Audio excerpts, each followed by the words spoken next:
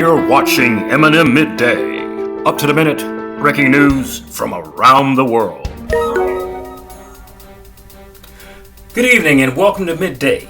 Our lead story this hour, President Vladimir Putin delivered his State of the Nation speech to Russians on Wednesday as supporters of his fiercest critic, Alexei Navalny, finalized plans for a nationwide protest over his deteriorating health in jail.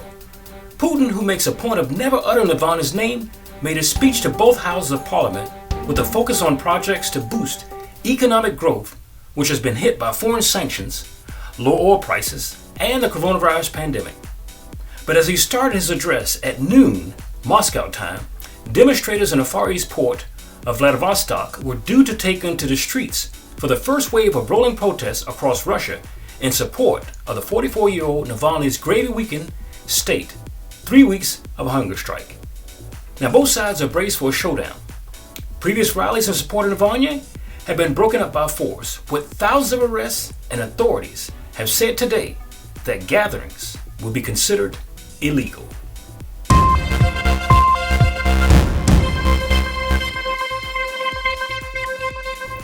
In a related story, Kira Yarmish, spokeswoman for jail Kremlin critic Alexei Navalny, was detained near her home. Her lawyers said this today, ahead of protests planned across Russia. Now, Navalny ally Lyubov Sobol was detained early on today as well, hours before President Vladimir Putin delivered his State of the Nation speech to the Russian public.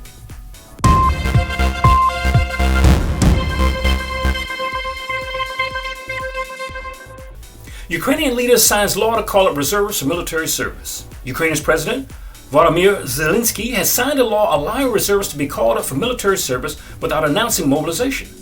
This move comes as thousands of Russian troops amass along the Ukrainian border. The Ukrainian troop call-up was approved by Parliament late this March. The measure makes it possible to significantly boost the armed forces amid escalation of tension with Russia and eastern Ukraine. Now, this will make it possible to quickly equip the military units of all defense forces, with reservists thereby significantly increasing their combat effectiveness during military aggression.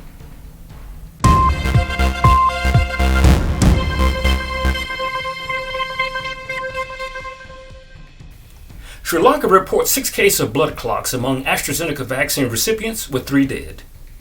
Sri Lanka has found 6 cases of blood clots among recipients of the AstraZeneca COVID-19 vaccine, 3 of whom have died, Health Minister Pavathrath Wananacha told Parliament on Wednesday.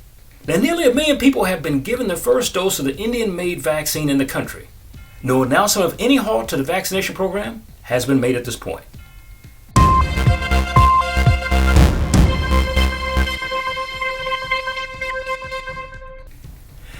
And finally this hour, return the favor. South Korea looks to the U.S. COVID-19 vaccine aid.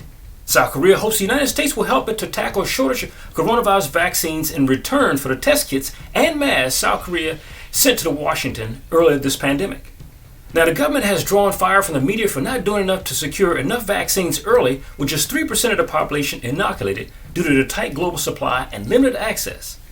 The president said, "We have been stressing to the United States that a friend in need is a friend indeed." And a minister told reporters at the South Korean journalists meeting, he said South Korea has airlifted Washington a large volume of coronavirus test kits and face masks in the early stages of the pandemic, in the spirit of the special South Korean-U.S. alliance, despite tight domestic supply at that time.